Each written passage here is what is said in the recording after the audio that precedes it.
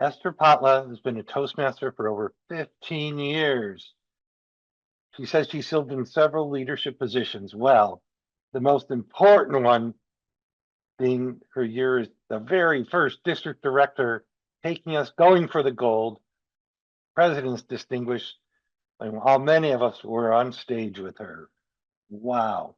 She's also started over 30 Toastmasters Club, and she's the founder of Professional Women's Toastmasters, which come this spring will celebrate 10 successful years, President's Distinguished each year. Esther has won virtually every award that District 12 has.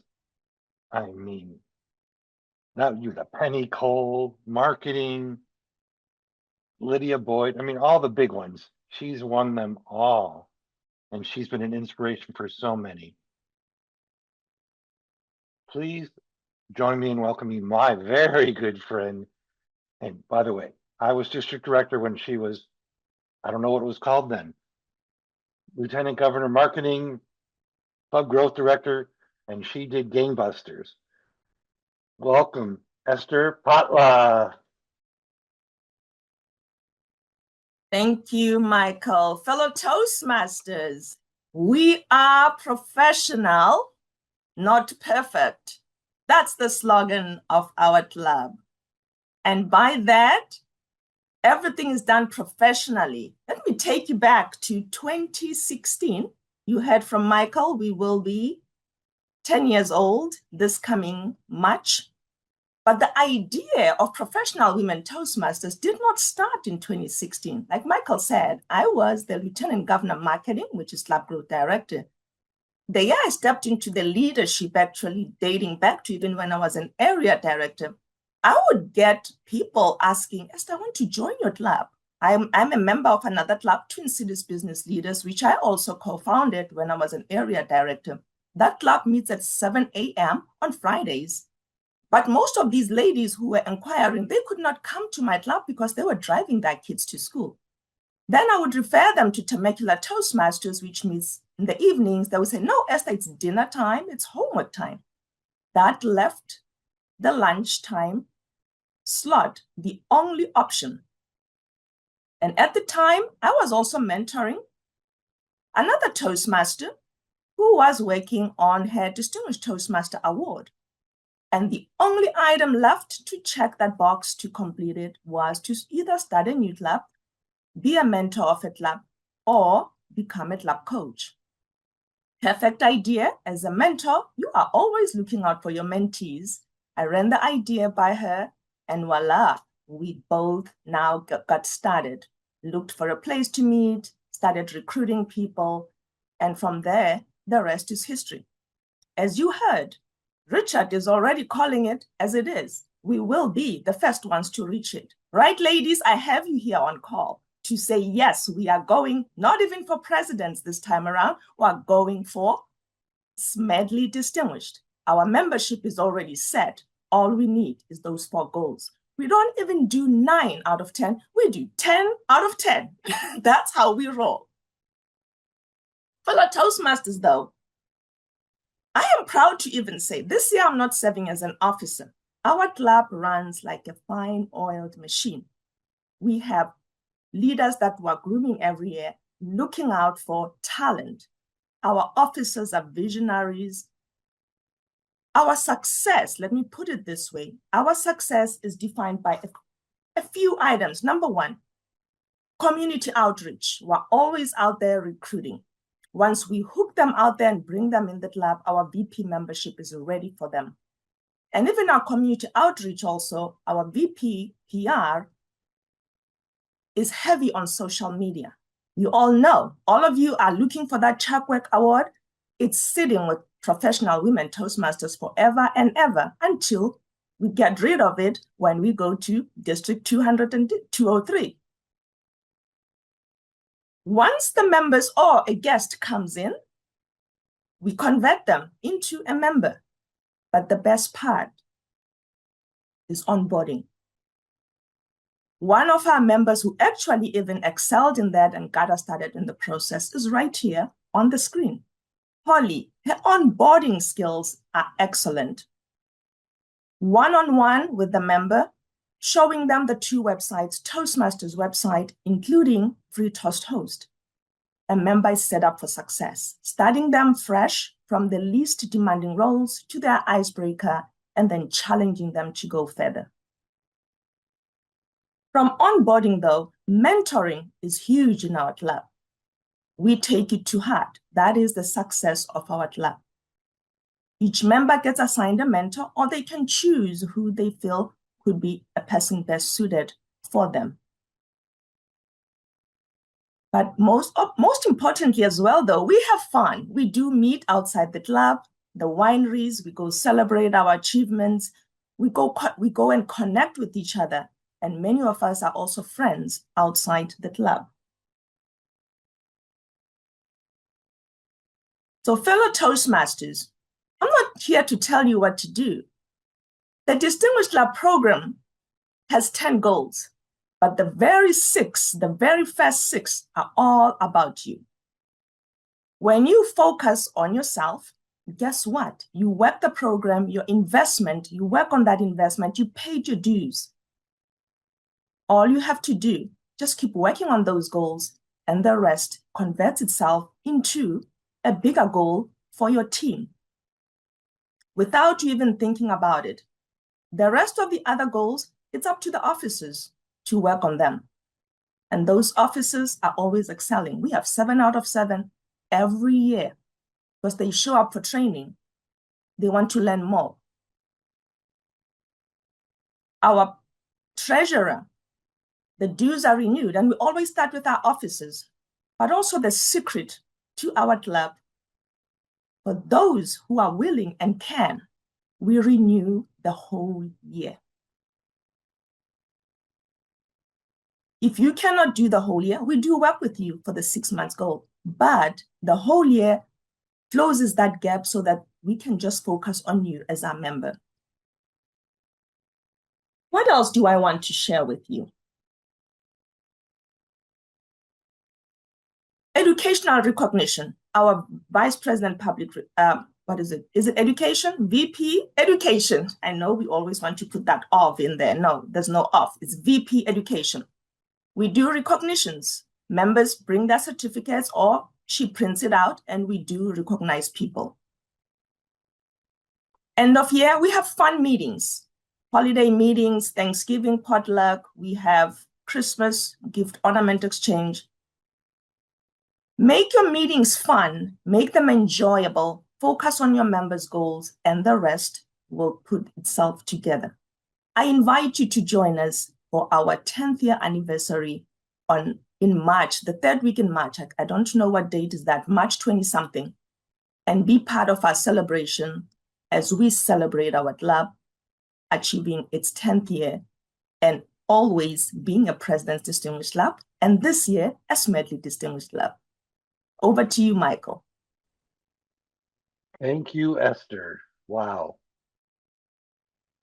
Believe it or not, even Esther's club is down to 31 members. Who wouldn't want that problem? So, now, Esther, I don't know if it's the people you allow in your clubs or the once you're there in the club, they drink the Kool-Aid and they're going gangbusters. What is that change that happens to people once they join your club? It's the people that are in it. Like I said, Michael, we do have fun, but we're also welcoming, we're understanding. There's a lot of nurturing, there's a lot of grace in the club. When you put a lot of women in one room, what else can you get? As a specialty club, and also the plus, it's the hybrid part. We are a hybrid club as well. The city was kind enough to sponsor us with a beautiful room. And I think the time is right. For me, when I describe my club, this is the 1 hour that you as a woman get to have to yourself. No kid is screaming, you know, no hubbies wanting a meal, or it's just for you to focus on working on you. You get a break during the day, and then you get to talk to other women, same thing. Everybody wants to improve their communication and leadership skills. It's a Monday, great way to kickstart your week. The motivation is there, and then by the time you leave, and here's even the fun part. After 1:30, when the meeting ends, people are still standing and talking to each other. After 2 p.m., the people are still there, still chatting. They leave the room, they go in the parking lot, they're still chatting. It's the meeting after the meeting after the meeting. When you enjoy the company of the people that you are with, they tell others, others tell others. That's how the club has been growing, and that's how we've been able to be successful. And again, people see it on social media. We celebrate each other's milestones. When we have something happening in the community, for example, when we go to the Chamber of Commerce, when we have the State of the City has a table there, or a women's expo, or a coffee connection, everywhere that we're given an opportunity to put out a table, we go there ready. Our banner is visible. We put our Ask Me About Toastmasters. We have a women's conference every year for the Temecula Chamber that we sign up for. So the money, our extra cash, we use it for things like those, that community outreach. And therefore, by the time, and the follow-up, our VP membership, as soon as you capture people there, you talk to them at these events, the magic is in that follow-up. Many of us, people contact us, 6 weeks passes, nobody has connected with any one of these inquiries. Therefore, for us, it's that prompt inquiry. You follow up with it, you communicate with the person. Once they're in the club, all the officers, even the members, you start connecting with this individual. The onboarding happens immediately. They get started on participating in meeting roles. The momentum is there. And they feel like part of the family. They're not left alone. The greeter, we have a greeter coming into the meeting. You don't just idle. Somebody's greeting you. Somebody's talking to you. And then when you leave, somebody's also still talking to you. How was the meeting? How are you? It's that family environment. We are one big family of ladies who are just loving on each other. Esther, I think you make a good point about this onboarding. How many new members do we find that never give a speech? And then they're gone. And this happens too often. So I think that's great. And good job to Holly for making that happen this year. Yes. Now, most people say, I'm too busy. I barely have time to go to my club. I can't prepare. Esther, you're president of this. You're big on the chamber. You're big on, is it Rotary? Whatever it is, you're the president of everything. How do you make it work? And you still have a daughter in college, right? So how do you make all this, and a husband that might be a Toastmaster, but he still bugs you? It's all in the time management, but also as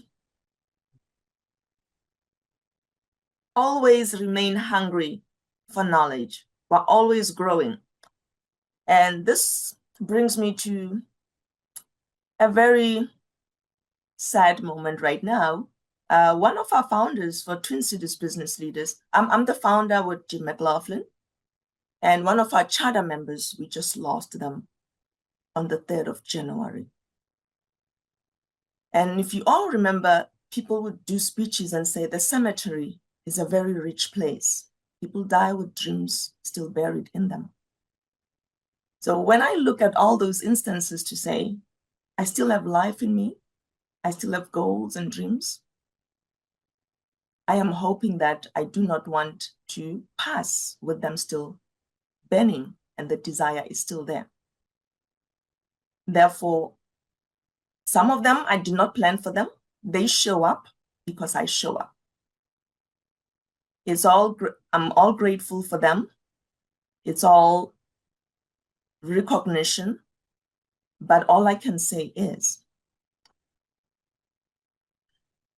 hold on, I'm going to read this quote, which sometimes we misunderstand the meaning of it. It says, when you realize that each day is not one more day, it's one less, you will start giving more value to the things that truly matter. My family comes first, my God comes first, but I also have ambitions of my own. Therefore, There is no balance. There's always priorities. When I started my business as a young mom. And the reason I started it is because I wanted to be there for my daughter when she was younger. I attended everything. Then I joined Toastmasters, and Michael, under your leadership, when I was there in the leadership, you'd hear me going to gymnastics, or you would hear me screaming on the phone, she won, she got the score. Sometimes I missed the event. My husband will be there texting me, and then I would leave the event to go and be at that event. So I try to enjoy that balanced life, because those things were given to me, were a blessing to me, to be able to have a great family, to be able to have a great career, and also be able to be a community person, service first. This past year, I also lost my mom. When I lost my mom was a servant leader. She was always out there serving. It's not about being busy. It's about what life, there's still more life in me to give. Therefore, I'm sharing what I know. I'm sharing the gifts that God has equipped on me. So that's my stand. There's a lesson for all of us. No one's busier than Esther that I know of. And she makes it all work and success in everywhere she goes. That's impressive stuff.